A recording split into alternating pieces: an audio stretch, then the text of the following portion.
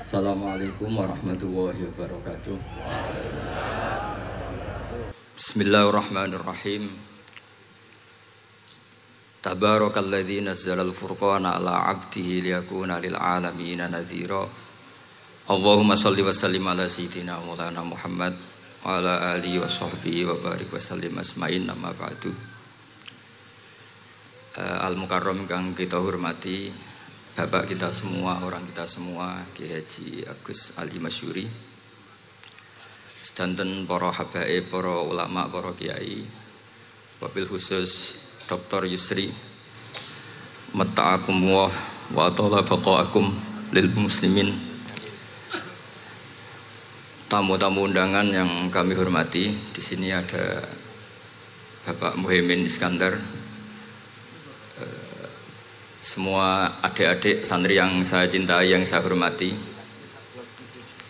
Ini pertama kali saya pakai serban. Insya Allah tidak sampai 1 menit nanti saya copot. Karena untuk gus-gus muda itu ada kaedahnya. Katanya dulu pakai serban setelah bisa baca Wahab.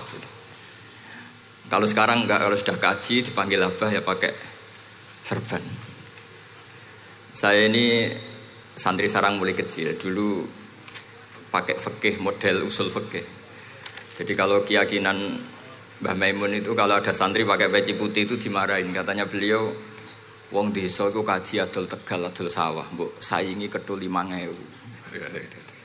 Jadi ngelarani kiai itu, ngelarani wong desa itu dosa kata-kata.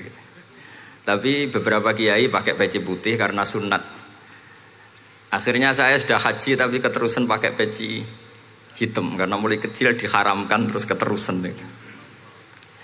Pakai serban juga gitu, dulu ada kaedahnya katanya boleh pakai ini harus setelah ini terus keterusan nggak pakai.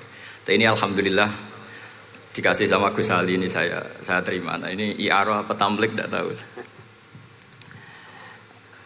Teman-teman bahasa Indonesia Jawa bahasa Inggris jadi bahasa Inggris favorit, understand juga. Jawa mau dia santai-santai mau dia. Ini saya tidak tahu, saya harus istighfar atau harus syukur. Karena kenapa saya berpikir ini kalau butuh istighfar nopo syukur, mergi termasuk yang paling saya hindari itu acara seperti ini.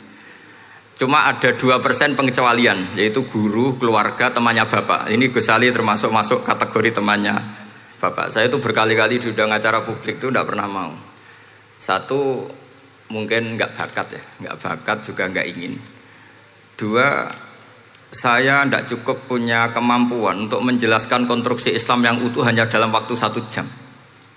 Karena keyakinan saya ngaji itu harus khatam, karena saya ini trauma. Kalau ngaji di depan, Musannad bilang kama sayati, sebagaimana yang akan datang. Setelah belajar di belakang kama sabako, seperti yang sudah kelewat. Sehingga gara-gara itu saya kalau sinau itu khatam dari min awali hatta akhiri. Karena yang satu di depan kama sayati, setelah di belakang kama sabako apa kama takotan. Yang jelas ilmu yang saya tekuni memang ilmu tafsir. Gus Ali tahu betul tentang bapak saya. Karena mulai kecil saya ini menangi beliau belum tenar-tenar amat, sampai sangat tenar, mungkin sampai langit kayak khawas. Begini, dulu saya di sarang itu pernah rois takrib, rois fathul mu'in. Tapi yang menjadi saya tambah alim itu gara-gara gejolokan bapak begini. Dhisik ana wong imami, saking semangate ngapalno hal ataka hadisul ghosiyah. Jumat itu. Karena dia ingin keren ya pakai surat panjang gitu. Terus dia datang ketika takbir langsung baca Bismillahirrahmanirrahim hal ataka hadisul ghosiyah. Makmumnya bilang subhanallah. Karena dia agak pede dengan surat yang panjang diganti kul ya ayyuhal kafirun. Makmumnya masih bilang subhanallah. Sampai berkali-kali diganti surat kulhu, ya makmumnya tetap bilang subhanallah. Karena nggak tahu caranya mengingatkan kalau imam itu tidak baca Fatihah. Karena ada satu cara, yaitu kon ngelingno ngangge napa Subhanallah. Akhirnya wonten makmum sing nekat ora maca Fatihah. Nah, pertanyaan bapak saya, kamu harus berani ijtihad, merubah hanya satu pakem, mengingatkan imam tuh pakai Subhanallah. Karena kalau kasus seperti ini nggak cukup diingatkan Subhanallah. Niki adik-adik, kira-kira batal mboten ngelingno imam muni ora maca Fatihah. Kalau sampean bilang batal, berarti nggak ada solusinya.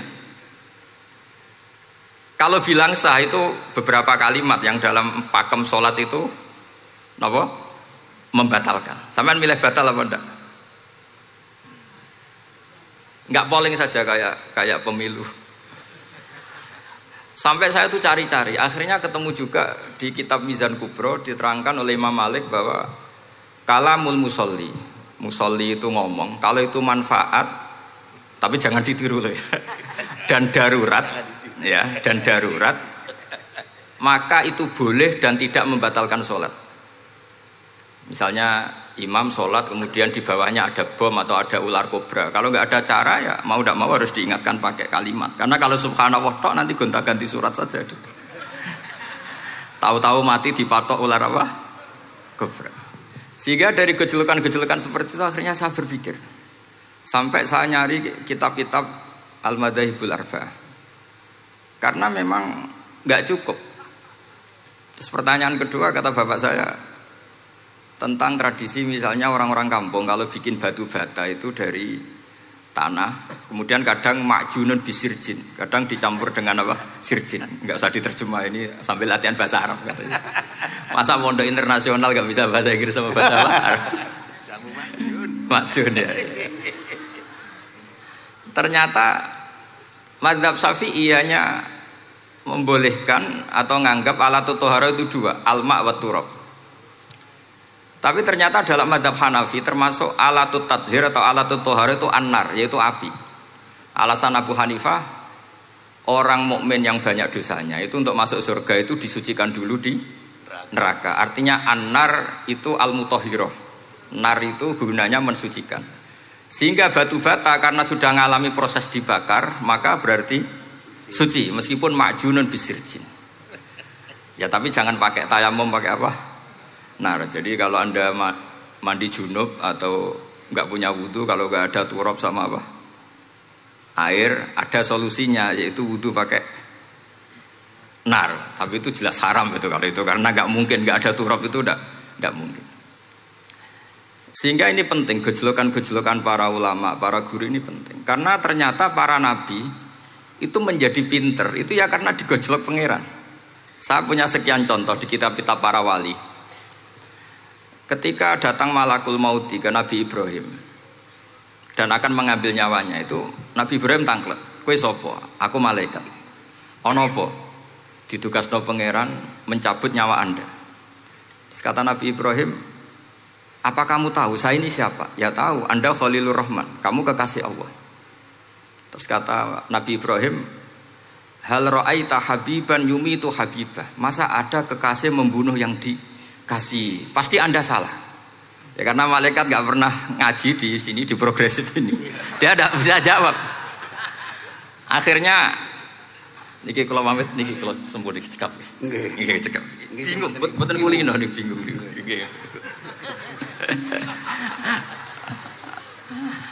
Akhirnya malaikatnya matur malih teng pangeran.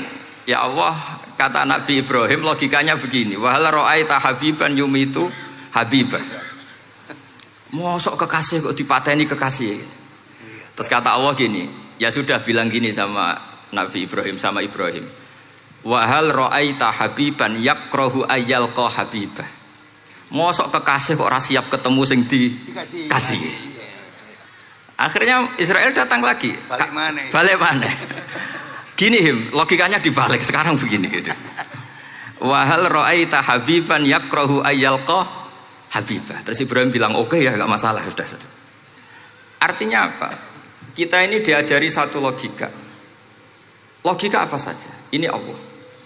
Sehingga ya memang normalnya hidup tuh cerdas. Kata Ghazali, cerdas nyikapi apa? Realitas. Ini penting saya utarakan. Saya punya sekian contoh kecerdasan para nabi. Saya berkali-kali cerita, Nabi yang sezaman itu sebetulnya 3, tapi yang ilmunya level itu hanya 2. Karena ada yang sezaman yaitu Ibrahim dan Lut. Tentu tidak level karena Nabi Lut itu pernah keponakan Nabi siapa? Ibrahim. Kedua Nabi Musa dan Nabi Harun. Tapi ini juga agak level karena Nabi Harun jadinya Nabi itu karena proposal Nabi Musa. Jadi proposal mulai dulu ya ada. Nah, Nabi Musa kita tahu adalah al-sak. Al-sak itu kalau ngendikan itu lesannya agak cedul ya. Cedul. Ini nanya jejer ke sana. Jadi kalau nggak bisa tanya ya. Bahasa Arabnya pokoknya al-sak, cedul ya. Cedul. Karena masyhur ya kita tahu cerita itu Musa yang kecil itu sebeling. Itu nak digendong Fir'aun itu dijabuti jenggote. Padahal masih kecil. Sesuai Fir'aun curiga dasar Bani Israel. Lama-lama dia memutuskan sepatah ini aja ini jelas darah-darah Israel. Kita tahu Fir'aun adalah orang Kipti, orang Mesir. Setelah berkali-kali gitu terus tanya gini sama Asia, ini anak ini sudah bisa mikir, memang dasar Bani Israel jadi gak suka orang Kipti. Orang bah cah cilik biasa gak masalah. Singkat-singkat terus dites ada jamroh, ada bara api sama apel. Sebetulnya Musa ini sudah tahu mau ngambil apel, tapi kalau dia ngambil apel dibunuh sama Fir'aun berarti bisa membedakan. Akhirnya sama Jibril diarahkan ngambil apa? Api jamroh tadi. Akhirnya agak ditelan terus menjadi lesannya apa? Cedul. Sampai sepuh jadi nabi tetap begitu. Makanya beliau ngendikan Rabbis rahli sadri wa yassirli amri wahlul 'uqdatam min lisani yafqahu qawli. Terus proposalnya itu tadi waj'alli waziram min ahli Haruna akhi. Sebagian ayat lebih jelas lagi yaitu wa akhi Harun huwa afsahu minni lisanan fa arsilhu ma'iya rid ayyusaddiquni. Jadi dan saudara saya Harun lebih fasih berbicara daripada saya. Jadi kualitas ilmiahnya bagus Musa tapi jubirnya itu Harun. Ya kira-kira kayak Mbah Lim dulu. Iya Mbah Lim. Ya. Jadi ini saya jubirnya Gus Ali, saya Harun, ini Musa. Maksudnya kaya karena sudah ada nabi. Singkat cerita karena Musa itu agak alsak sehingga Harun ini ya nggak levelnya. Padahal sezaman sehingga ya nggak pernah bantah-bantahan, nggak pernah adu argumen. Yang benar-benar nabi sezaman dan kemudian sering adu argumen adalah Isa dan Yahya. Kita tahu umurnya ya imbang, kualitas al-mazaya wal wadail juga imbang. Nabi Isa kita tahu wa yukallimun nasa fil mahdi wa kahla. Mulai kecil bisa ngendikan ya sudah pinter. Nabi Yahya kita tahu ya Yahya khudil kitaba biquwah wa atainaul hukma sabiyya. Jadi sama-sama pinter. Wa hanana min ladunna wa zakah wa kana taqiyya. Itu dua beliau ini menjadi satu manhaj besar dalam Islam. Itu kalau main ke salah satu kampung, itu Nabi Isa tanyanya aneh. Aina syirarun nas? Orang-orang yang jelek-jelek itu di mana? Orang-orang fasik itu rumahnya mana? Kalau Nabi Yahya tanya, aina khiyarun nas? Orang-orang baik itu di mana? Akhirnya dua beliau ini saling berargumentasi. Kenapa kamu tanya aina syirarun nas? Terus Nabi Isa katanya, lah kenapa kamu tanya aina khiyarun nas? Terus kata Nabi Yahya, enak kancanan wong soleh, gak ruwet kan. Kancanan wong soleh itu kan enak, gak dibodoni, gak ruwet. Pemene kancanan wong mati, sering iso bodoni gitu. Masyhur itu cerita Gus Dur, Gus kenapa sering ziarah? Kancanan wong urip sumpek. Iya. Wong mati gak tau bejo. Wong mati ora tau bejo. Ini teman ziarahnya Bapak. Wong mati ora tau bejo. Ya. Itu ya ini santai-santai saja, rileks saja. Karena saya sudah tahu mau ngomong apa. Nanti kalau ingin serius ya ngaji sama saya, harus khatam biar enggak jadi korban kama sayati sama kama takodam. Akhirnya Nabi Yahya gantian tanya, kenapa kamu tanya aina syirarun nas? Itu masyhur beliau. Ini dalam kitab Tabaqatul Asfiya karangan Abu Nu'aim al-Asfihani. Riwayat Sufyan bin Uyainah, gurunya Imam Syafi'i. Jawabnya Nabi Isa unik. Ana an-nabiyyu, saya ini nabi. Biman zilatit tabib. Nabi itu ibarat dokter. Udawil mardo. Di mana-mana dokter itu cari orang sakit. Makanya di NU itu banyak kiai-kiai yang nangani orang-orang fasik. Dakwah ning gone wong nakal-nakal. Itu ya ada khazanahnya, asal gak keterusan katut gitu saja. Jadi kalau kamu niru Gusme itu sebenarnya konsepnya satu, asal ada bukti jadi wali dan tidak katut. Kalau enggak ya sudah usah. Enggak usah wae kata Gus Ali sudah. Kalau enggak kelasnya jangan. Sehingga dua beliau itu jadi khazanah besar.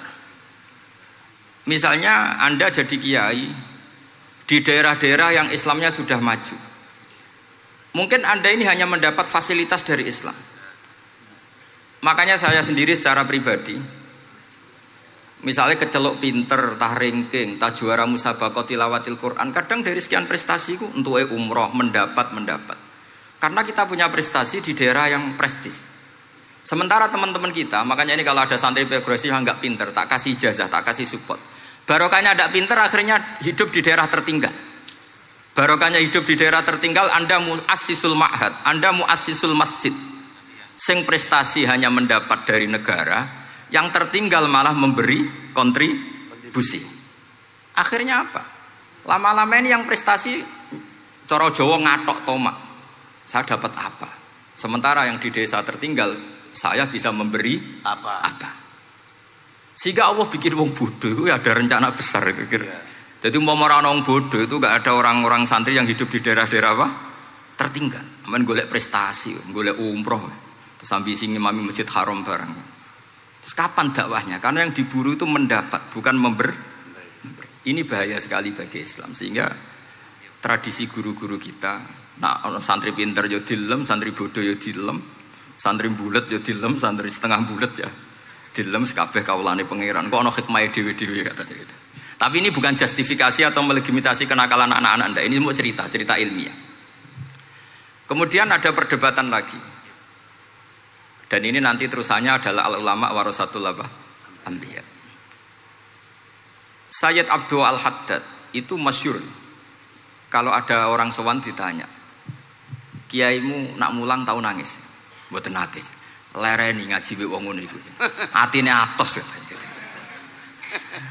Tapi Abdul Hasan Asyadzili kalau ada orang tamu tanya, kiaimu nak mulang tau guyu? Mboten nate. Lereni wong ra iso syukur gitu. Jadi ini dua kutub besar. Siapa yang enggak tahu kewalian Abdul Hasan Asyadzili? Siapa yang enggak tahu kewalian Sayyid Abdul Al-Haddad? Nah ini kalau Gus Ali sudah dua-duanya, guyu ya sering, nangis ya sering. Ini sudah makomen, ini sudah. Majma'ul Bahrain kalau dalam ilmu tasawuf. Dan itu mirip perdebatan Nabi Yahya dan Nabi Isa. Nabi Yahya itu happy, hidupnya happy. Kayak bapak saya itu hidupnya happy. Zaman miskin saja gak pernah susah. Gak pernah susah ya. Bapak saya itu khasnya gak pernah susah. Mau meninggal saja masih guyon sama saya. Mau kapundhut tuh seguyon kan. Ya seneng, ya happy saja. Jadi mirip cerita Jalaluddin Ar-Rumi. Beliau mau kapundhut, muridnya nangis semua, marah-marah dia. Kamu murid-murid yang bodoh. Saya ini mau ketemu kasih kamu tangisi. Ayo joget semua. Makanya kalau ada orang mati kok ceria itu karenanya madzhab Jalaluddin apa? Ar-Rumi. Masyhur itu. Ini malam pengantin saya, kenapa kamu nangis? Makanya jadi mitos kalau mimpi jadi manten tuh mau mati. Karena kalau Jalaluddin Rumi istilahkan kematian itu adalah pengantin. Umar bin Abdul Aziz, salah satu khomisul khulafa masyhur itu. Ketika mau kapundhut orang nangis semua juga dia marah. Memangnya saya mau kemana kok kamu tangisi? Ila khairi madhubin ila khairi rahimin, ila arhamir rahimin. Timbang kumpul kon sumpek. Atok mati katanya. Memangnya saya mau kemana kan? Ila khairi madhubin ilah, kedat yang terbaik yang kita tuju. Ini mirip Nabi Yahya. Sehingga Nabi Isa ngeclok, mali aroka dohikan ka'annaka ta'manu min makrillah. Kamu kok sering senyum, sering guyu, ngakak-ngakak, seakan kan kamu tuh tidak pernah akan kena siksa. Nabi Yahya gantian bales, mali aroka abisan ka'annaka taqnatu min rahmatillah. Lah kamu merengut terus koyo ora ono rahmate pangeran saja. Ini terjadi madzhab antara Abdul Hasan Asyadzili dan Sayyid Abdul Al-Haddad.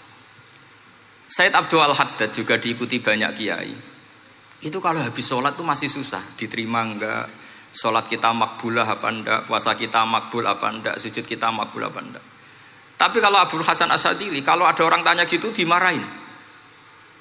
Sujud kula ditampi boten ya Sayyid Abdul Hasan Asyadzili. Gak usah mikir ngono, ditakdir sujud wis luar biasa. Orang geruwong ditakdir sujud, gak usah mikir ditampa ta ora. Loh iya, ketika kita nanti ketemu Allah, prestasi betul gak pernah sujud itu. Sebagai hamba kita bangga pernah sujud, terus gak penting ditampa ta ora. Bahkan kalau anak-anak muda ini kepengen ditompo niatnya elek. Ditompo digajar pangeran terus mlebu swarga terus sama bidadari gitu. Jadi muni ditompo tapi pikirannya sudah ngayal macam-macam. Kalau mazhab Abul Hasan Asyadzili tidak. Sehingga kitab hikam, kita tahu kitab hikam itu adalah dikarang Ibnu Athaillah As-Sakandari, dia muridnya Abdul Abbas Al-Mursi, dan ini terus muridnya Abul Hasan Asyadzili. Itu cerminan Syadziliyah murni. Ya saya ulang lagi, itu cerminan Syadziliyah murni. Sehingga beliau ngendikan masyhur itu, qalilul amali ma'a syuhudil minnah minallah khairun min kasiril amali ma'a ru'yatit taqsir. Jadi amal sedikit tapi yakin itu anugerah Allah, lebih baik beramal banyak tapi masih merasa salah karena ra ono syukure. Makanya bapak saya Gus Ali ana wong abangan gelem salat, gak tahu gak disahno sah terus.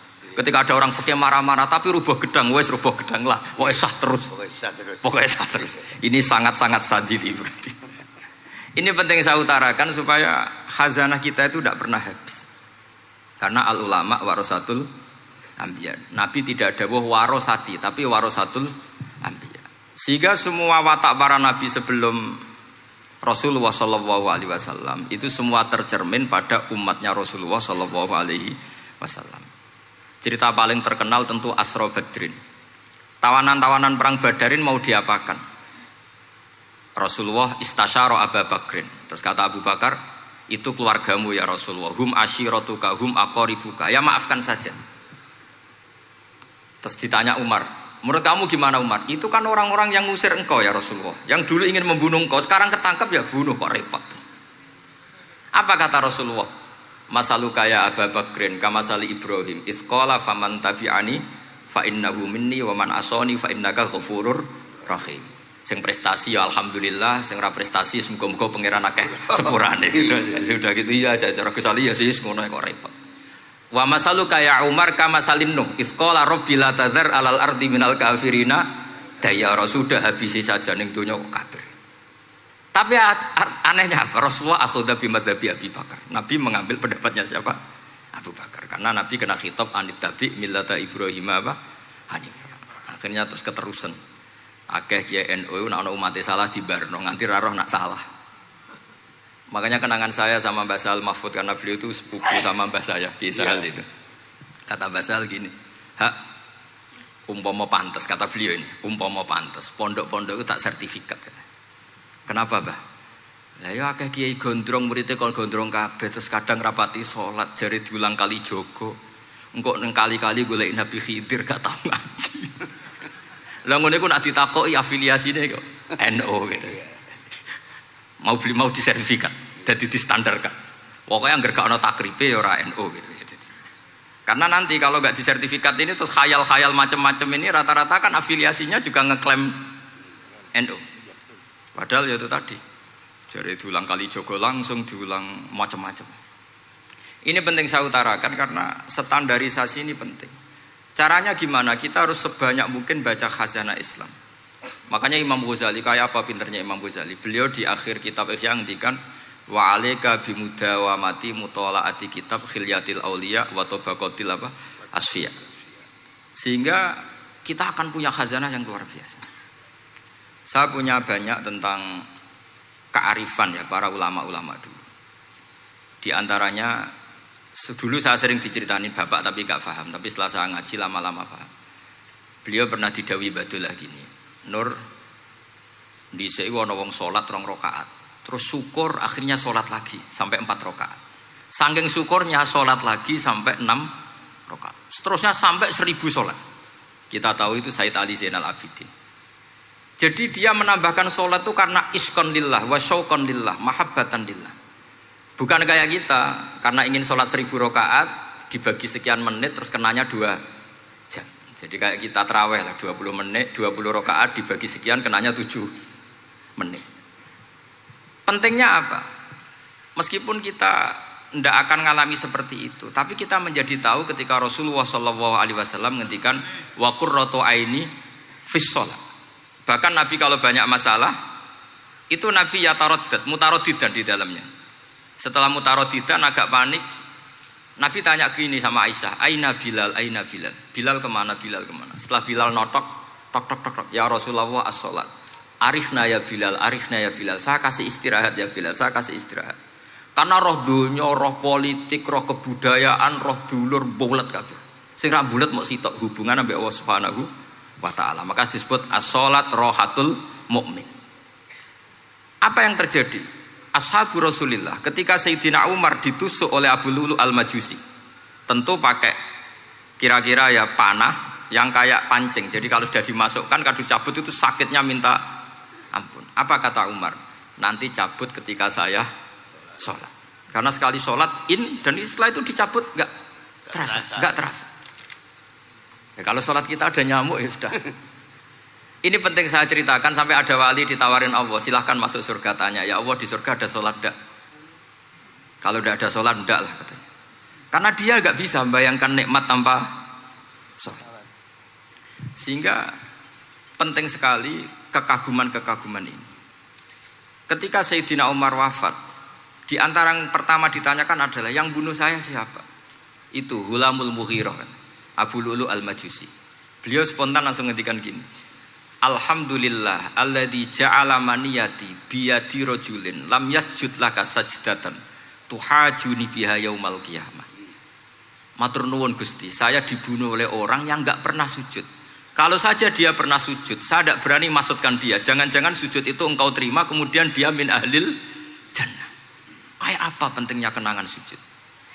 Rasulullah juga pernah ngendikan nanti kalau dunia sudah ruwet, as-sajdatul wahidatu khairun minad dunya wa ma fiha. Satu sujud lebih baik ketimbang dunia seisinya. Karena itu kelayakan kita sebagai hamba. Makanya Abu Hasan Asadili ngendikan sudahlah kafal amilina jazaan an radiyaka laka ahlan. Sudah ditakdir ngamal sudah harus syukur. Kok mikir ditompo ta ora usah, gak penting. Itu madzhab Abu Hasan apa? Asy'ari. Dan itu ditiru para kiai-kiai kita. Madzhab Said Abdul Haddad juga ditiru kiai-kiai kita. Sehingga sedekah Rasulullah ketika ngendikan al ulama warasatul anbiya. Ini penting saya utarakan karena khazanah kita biar tetap kaya. Makanya masyhur dalam Manaqibul Ghazali kita tahu Imam Ghazali itu orang yang luar biasa, pengarang Ihya. Saya punya banyak karangan beliau, Al-Arba'in Al-Usul. Tapi yang paling saya cintai tentu Ihya, kitab Mustasfa, kitab Qawaid Fikih itu Usulul Fikih. Manaqibul Ghazali adalah Rasulullah pernah jejer Nabi Musa. Terus Rasulullah ngendikan ulama ummati ka anbiya'i Bani Israel. Terus kata Nabi Musa, yang benar saja, masa ulama kok kapasitasnya kayak Nabi, apapun hebatnya itu enggak mungkin lah kapasitasnya kayak Nabi. Terus kata Rasulullah, ya sudah buktikan saja. Terus dipanggillah Imam Ghazali. Ketika dipanggil, ini katanya Ghazali kata. Ditanya sama Nabi Musa, siapa namamu? Ana Muhammad bin Muhammad al-Ghazali at-Tusi asy-Syafi'i. Mau jawabnya panjang. Terus kata Nabi Musa, kecangkeman gitu, cara orang Jawa itu kecangkeman, ditakoki jeneng kok jawabnya kakean. Terus kata Imam Ghazali, ya lumayan saya. Jenengan ditanya Allah sing ya alamus sirra wa akhfa saja jawabnya kelebihan katanya. Apa itu kata Nabi Musa? Wa ma tilka bi yaminika ya Musa. Qala ya asaya atawakkau 'alaiha wa ahusyu biha 'ala ghanami wa liya fiha ma'aribu ukhra. Jadi Nabi Musa ditanya, sing mbok gawa iku apa ta? Ini tongkat saya, tak pakai ini, tak pakai ini, tak pakai ini. Jadi masih banyak kelebihan jenengan timbang saya. Akhirnya fa'aqarra Nabi Musa ini ikrar bahwa benar-benar ulama Rasulillah itu keambiai Bani apa? Israel. Jadi khazanah-khazanah kecerdasan gini ini penting. Sehingga ketika ada kemacetan fikih, ada kejumudan fikih, tugas kita adalah memecahkan kejumudan itu. Misalnya begini, ini yang sering dilakukan bapak saya dan Gus Ali. Kancanan wong fasik hukumnya piye? Ya ora oleh, wong kok kancanan wong fasik. Tapi kalau dibalik, bina wong fasik boleh ndak?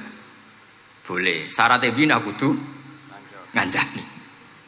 Jadi dibelokkan gitu aja sudah rubah. Hadza huwal fiqh. Yang dikatakan fikih ya seperti ini. Tapi orang-orang yang enggak ngerti detailnya fikih, apalagi usul fikih, fikih itu menjadi rumit. Makanya ahli sunnah itu luar biasa. Ada orang mati karena narkoba atau karena apa itu? Oplosan. Itu kiai cokre. Itu kiai-kiai alim biasa datang. Itu ya biasa mempersaksikan Nggih, mayite sae nggih. Nggih. Padahal orang itu enggak percaya ini orang mati cokre kok apa? Sae. Padahal dia di kiainya bilang gini, wis sae saiki wis iso nakal katanya. Mas sae sudah mengakhiri semua kenakalannya lewat apa? Lewat kematian tadi. Karena itu doa Rasulullah. Rasulullah itu kalau ngendikan itu luar biasa. Allahumma ij'alil hayata ziyadatan li fi kulli khairin wal mauta rohatan li min kulli syarrin. Ya Allah, jadikan hidup ini ziyadatan li fi kulli khairin. Jadi anggap saja kalau hidup itu berarti potensi tambah baik. Anggap saja kalau mati itu akhir dari segala keburukan. Berarti orang cukri ini mati itu baik apa buruk? Baik, karena dia sudah tidak bisa buruk lagi. Makanya saya nah ini khazanah yang luar biasa. Karena tadi kematian adalah ar-rohah min kulli apa? Syarrin. Nah ini sesi kedua, mungkin ini tinggal seperempat jam atau setengah jam. Saya ini karena biasa ngomong lama. Saya mau menerangkan kalimat tauhid. Ini penting sekali. Kalimat tauhid itu kata Ibnul Qayyim Al-Jauziyah dalam kitab Zadul Ma'ad. Ini kitab kesayangan Sayyid Abdul Al-Haddad. Sampai beliau ngendikan, ya letani minha iddata nusakhin li uhdiyaha ila tullab. Semoga saya punya naskah banyak yang mau saya hadiahkan ke santri-santri. Saking pentingnya kitab apa Zadul Qayyim. Itu beliau mengartikan la ilaha illallah itu luar biasa. Kalimat ini adalah kalimat super. Allah bikin surga juga demi kalimat ini. Siapa yang menerima kalimat ini maka masuk surga. Yang menolak kalimat ini maka dimasukkan neraka. Kita tahu neraka itu kalau ada batu dicemplung itu sampai ke bawah itu nunggu 70 tahun. Kayak apa kedalamannya? Bego siapa saja tidak akan bisa itu bikin apa? Neraka. Karena kalau batu dijatuhkan nunggu 70 tahun itu sampai kok riha. Itu dibikin juga untuk orang yang menolak la ilaha illallah. Kemudian karena manusia butuh latihan, dibikinlah langit dan bumi supaya didiami manusia untuk menerima konsep la ilaha illallah. Karena manusia butuh pelatih, diutuslah para rasul untuk melatih la ilaha illallah. Dan kalimat ini andaikan ada orang kafir 70 tahun, kemudian dia melafadzkan la ilaha illallah Muhammadur Rasulullah, maka semua kekafirannya dihilang dia. Maka santri-santri yang aswaja ini harus yakin, ia adalah kalimatun dakhala bihal kafiru al-islam. Ini kalimat yang orang kafir 70 tahun saja menjadi muslim. Tapi sekarang banyak gerakan dengan kalimat yang sama malah orang Islam menjadi kafir. Itu kira-kira kelompok aneh napa mboten? Hanya karena la ilaha illallah banyak kelipatok dihukumi kafir. Gara-gara la ilaha illallah pitung dino diarani kafir. Wong kalimat ini sing kafir wae dadi mukmin. Sekarang dengan kalimat yang sama yang mukmin jadi kafir. Ini apa-apaan? Kira-kira gitu. Cara madzhab ini apa-apaan? Ini penting saya utarakan. Jadi kepastian tauhid. Ngendikane pangeran kullil ladzina kafaru iyantahu yughfar lahum ma qad salaf. Makanya Abdul Hasan As-Sadili ketika nafsirkan fa'lam annahu la ilaha illallah wastaghfir li dzambika walil mu'minina wal itu ai bihadhil kalimah kata beliau. Kamu harus camkan bahwa la ilaha illallah. Dan setelah itu kamu baru sah istighfar untuk kamu sendiri maupun untuk orang mukmin siapapun, mukmin mukminah. Kita tahu andaikan kita punya keluarga kafirah atau murtadah sah enggak diistighfari? Enggak sah. Tapi sefasik apapun asal dia min ahli tauhid maka sah diistighfari karena fa'lam annahu la ilaha illallah wastaghfir lidzambika walil mu'minin. Jadi sahnya mengistighfarkan orang lain hanya dengan satu syarat yaitu dia min ahli la ilaha illallah Muhammadur Rasulullah. Sehingga dalam cerita-cerita kewalian, dan ini saya percaya cerita ini karena saya pernah menemukan di Musnad Ahmad, saya menemukan di Ithaf syaratnya Ihya, juga di kitabnya Said Muhammad Abu Abdul Farad itu. Dulu itu ada wali yang tukang bikin Istanbul itu. Pernah dengar tuh Istanbul itu yang Quran kecil itu. Kalau sekarang kan dibikin masif, mau 5.000-an. Kalau dulu masih asli. Itu Kiai Sarbini itu kayak Mbah Khalil Bangkalan. Jadi karena dia orang penting itu, nak diundang orang itu, ya engkau nak ditakoki pangeran muni rombongan. Jadi kayak Mbah Khalil juga Mesir gitu. Terus ditinggal lagi. Engkau takoki pangeran muni ngenteni Mbah Khalil, ngenteni rombongan. Ya sudah gitu dong. Tapi karena beliau terkenal wali ya. Singkat cerita kalau Sohibul Bait ini enggak terima karena pas 7 hari sampai di sebelah no sapi apa-apa ternyata dia tahlilnya sebentar. Terus kata beliau, ya sudah semua makanan itu ditimbang pakai pohon kelapa. Yang satu kosongin katanya. Kifatul mizan yang satu atau kafatail mizan yang satu dikosongin. Beliau datang yang bikin Istanbul tadi. Bilang bis itu sudah jam 4 katanya. Sudah tinggi bismillahnya. Kata beliau, bismillahku ra genep ae wis ngalahno pakananmu, apalagi genep katanya. Ini penting saya utarakan nanti di cerita yang di kitab Musnad Ahmad. Ini perlu dicamkan. Saya hafalkan hadis itu. Inna wa ta'ala istakhlasa rajulan min ummati ala ru'usil khalaik. Setelah dipertontonkan, fayan syuru alaihi tis'an wa tis'ina sijillan. Kullu sijillin minha maddul basar. Jadi ketika dipertontonkan itu ada satu box. Yang satu boxnya itu sudah sepanjang mata melihat. Sudah satu boxnya saja itu mislu maddil basar, sepandang mata melihat. Apalagi ini 99. Terus Allah itu fair. Allah tanya, afalaka uzurun, apa kamu melakukan kesalahan banyak ini punya alasan? Enggak katanya. Adzolamat kata badi al-hafidun, apa memang malaikat itu sentimen sehingga salah kamu tok yang ditulis, kalau kamu enggak salah enggak ditulis? Enggak ya Allah. Terus kata Allah, bala innalaka inti hasanah, kamu masih punya satu kebaikan. Ketika Allah bilang kamu punya satu kebaikan, apa kata lelaki tadi? Nah, gunanya apa ya Allah satu kebaikan dibanding kesalahan yang sebanyak itu? Akhirnya kesalahan yang sebanyak itu ditimbang, si timbang satunya itu hanya la ilaha illallah Muhammadur Rasulullah. Fato syat as-sijilat, semua catatan salah tadi kalah. Kenapa? Fala yaskulu ma'asmillahi ta'ala syai'un, karena di dunia maupun akhirat tidak ada yang bisa mengalahkan kalimah thayyibah. Tapi sekarang kalimat thayyibah itu jadi tersangka. Nah ini makanya saya mohon santri-santri, hujjiyatu ahli sunnah wal jamaah ini harus mustaqirroh, harus sabitah, harus benar-benar berargumentatif. Sehingga kita tahu setahu-tahunya bahwa kalimat ini adalah kalimat yang orang kafir saja menjadi muslim. Masa dengan kalimat yang sama orang mukmin menjadi kafir. Ini penting saya utarakan karena kita harus terus belajar hujjah. Caranya gimana? Ya diantaranya tadi belajar kitab Ihya, beberapa kitab. Sehingga khilaf-khilaf fikhiyah, meskipun kita tidak bidangnya misalnya, itu tetap punya kualitas yang luar biasa. Saya sampai sekarang menerima sorogan kitab Mahalli. Itu di situ ada perdebatan unik. Boleh enggak misalnya jenazah itu diletakkan di belakangnya yang sholat? Kata kaul awal enggak boleh. Di mana-mana jenazah itu ya di depannya orang apa? Sholat. Tapi kata kaul sani, ya boleh saja jenazah itu enggak imam katanya. Iya. Sehingga pentingnya kaul sani adalah kalau Anda di Arab Saudi itu jenazah-jenazah tetap di kamar mayat. Kemudian yang sholat ya di depan jenazah. Karena kalau dipaksakan di depan berarti jenazahnya di dekat apa? Ka'bah. Kayak apa kreditnya Mekah. Nah, meskipun kita tidak melakukan itu karena nanti dianggap aliran apa? Sesat. Ada jenazah kok di belakang kita sholat apa? Di depan. Tapi ini ilmu harus kita dengar. Begitu juga khilafnya kaul qadim dan kaul jadid. Menurut kaul jadid, yang namanya sujud itu harus 7 anggota.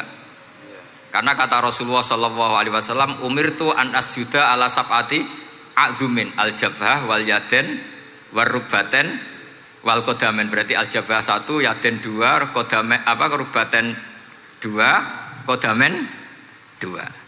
Sehingga kalau kiai-kiai fanatik fikih itu nak anak-anak sujud ngongkrong dipetel-petel loh. Mergo supaya 7 apa? Anggota.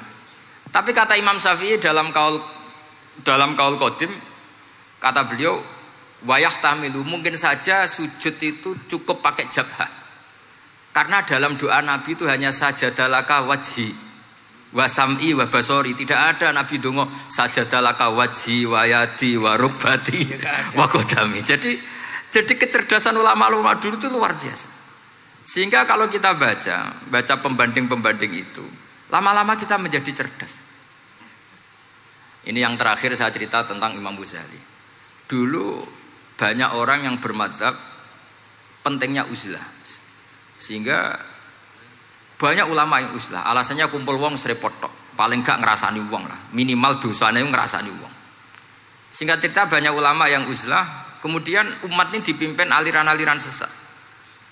Terus ulama yang uzlah-uzlah itu diparani sama ulama yang sudah jadi wali. Ya akalatal hasis karena dia di hutan sehingga makannya hanya rerumputan. Taraktum ummata Muhammadin sallallahu alaihi wasallam fi aidil mubtadi'ah. Betul uzlah itu baik, tapi membiarkan umatnya Nabi dipimpin orang-orang yang sesat. Makanya kita terima kasih sekali Gus Ali ada di antara kita, membimbing kita, membina kita. Jangan terus dunia wis rusak tinggal nawa tidak bisa. Ini ummatur Rasulillah, ummatun marhumah, ummatun mahfudhah, ummatun mar'iyah. Insyaallah apapun kondisinya kita tunggoni, baik dalam skala negara, masyarakat maupun kultural. Saya kira demikian. Wassalamualaikum warahmatullahi wabarakatuh.